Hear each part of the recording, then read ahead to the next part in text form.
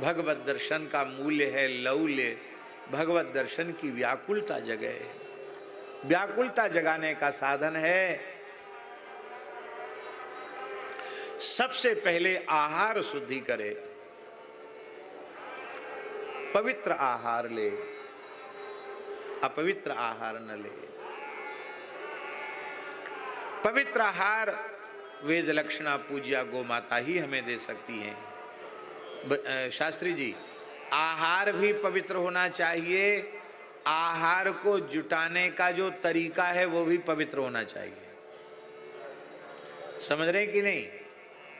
भले आप सात्विक वस्तु खा रहे हो, आहार के रूप में ले रहे हो और भोग लगा के ले रहे हो, लेकिन जिस धन से उस वस्तु का क्रय किया जा रहा है वो बेईमानी की कमाई है, तो उसको खा करके भी बुद्धि सात्विक नहीं हुई।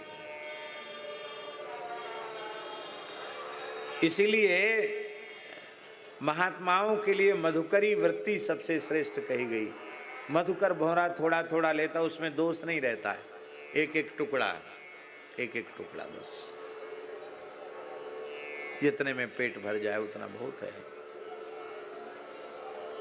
जो लोग टुकड़ा नहीं लेते उनको चुटकी आटा, चुटकी आटा माने मुट्ठी आटा नहीं, क्या चुटकी आटा, चुटकी माने ऐसे ऐसे आटा भरा और डाल दिया, एक चुटकी हो गया। 7 घर में चले गए तो 7 चुटकी आटा हो गया, उसमें पुण्य पाप नहीं है। आप लोग कहेंगे हम ये करें कि फिर माला फेरें, क्या करें, अब तो बड़े चक्कर में डाल दिया आपने।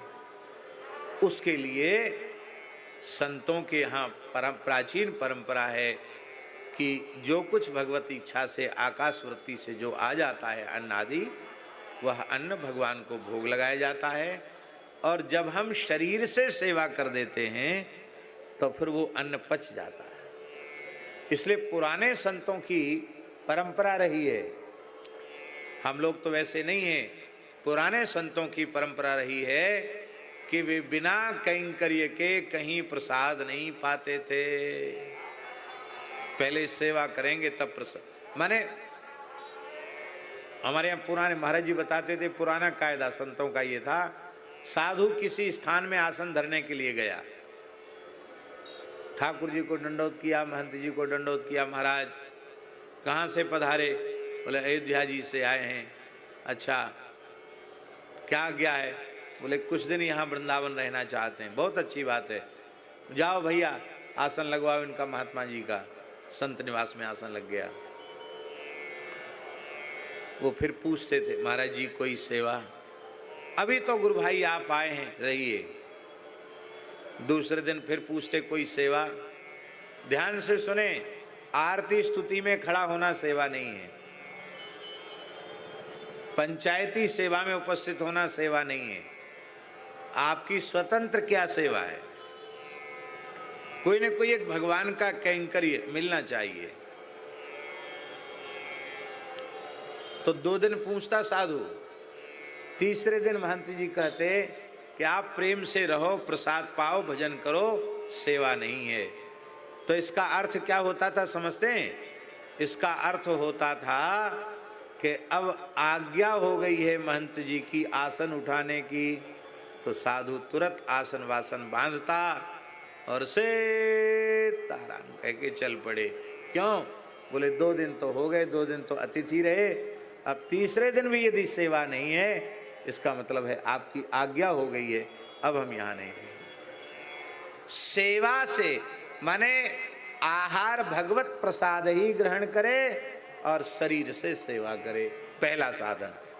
दूसरा साधन, नित्य भगवत भागवत चरित्र श्रवण करे। तीसरा साधन, निरंतर श्री नाम का आश्रय लेकर के अधिक से अधिक हरि नाम का आश्रय ले जप करे। चौथा साधन, नित्य स्वाध्याय करे।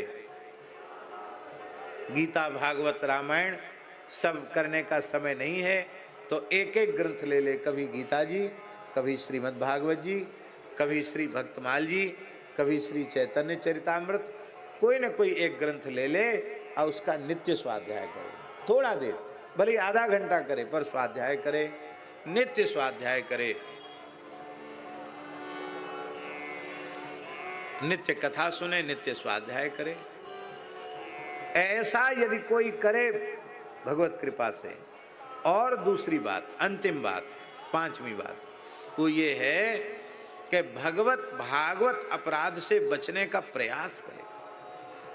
अनजाने में न चाहते हुए अपराध बन जाता है तो भगवान बहुत करुणामय हैं, हर नाम महाराज ही कृपा करके उसे दूर कर देते हैं। लेकिन अपनी ओर से पूरी सावधानी रहे, भगवत अपराध न बने और भागवत अपराध न बने। भगवत अपराध क्या है? भगवत स्वरूपों में भेद करना, उनको बड़ा छोटा बताना, किसी का आदर और किसी की उपेक्षा करना, ये भगवत अपराध है।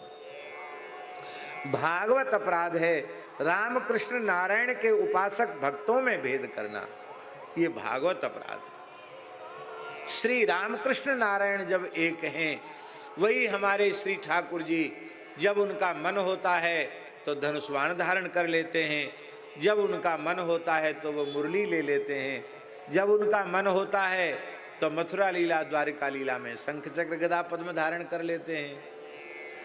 और रामकृष्ण नारायण की एकता का दर्शन कराने के लिए ही श्रीमन महाप्रभु जी ने षड्भुज रूप में दर्शन दिया। ये षड्भुज रूप में दर्शन है, ये भगवत स्वरूपों की एकता महाप्रभु जी ने षड्भुज रूप में दर्शन दे करके इसको हम लोगों को समझाया, पर हम लोग समझते नहीं। जहाँ कहीं ग्रंथों में किसी एक स्वरूप की विशेष महिमा का वर्णन किया गया है, वह महिमा का वर्णन इसलिए नहीं है कि दूसरे स्वरूप को छोटा करने के लिए, उसका प्रयोजन केवल यही है कि उस एक स्वरूप में परमा शक्ति हो जाए, दृढ़ा शक्ति हो जाए, और उसकी प्राप्ति होने के बाद फिर सबकी प्राप्ति हो जाएगी। भगवान सर्वसमर्थ हैं, ये बिना किसी सांप्रदायिक दुराग्रह के बात कही जा रही है, केवल और केवल कल्याण की बात कही जा रही है। भगवान सर्वसमर्थ हैं भैया जी, पर सर्वसमर्थ भगवान में भी दूसरा भगवान बनाने की सामर्थ्य नहीं है। भगवान सर्वसमर्थ हैं, अपना जैसा दूसरा बना के दिखावें, नहीं दिखा सकते। तो जब भगवान भी दूसरा भगवान नहीं बना सकते तो क्या समस्या पड़ गई? अमुक भगवान, तमुक भगवान, तमुक भगवान। अरे कुछ नहीं, सब स्वरूप एक है। क्या बढ़िया बात। इस तरह से साधन करे तो पक्की बात है, इसी जन्म में, इसी शरीर में भगवत प्रेम का उदय हो जाएगा, भगवत दर्शन की व्याकुलता जग जाएगी और भगवान का साक्षात्कार हो जाएगा। इसमें तनिक भी संदेह नहीं है।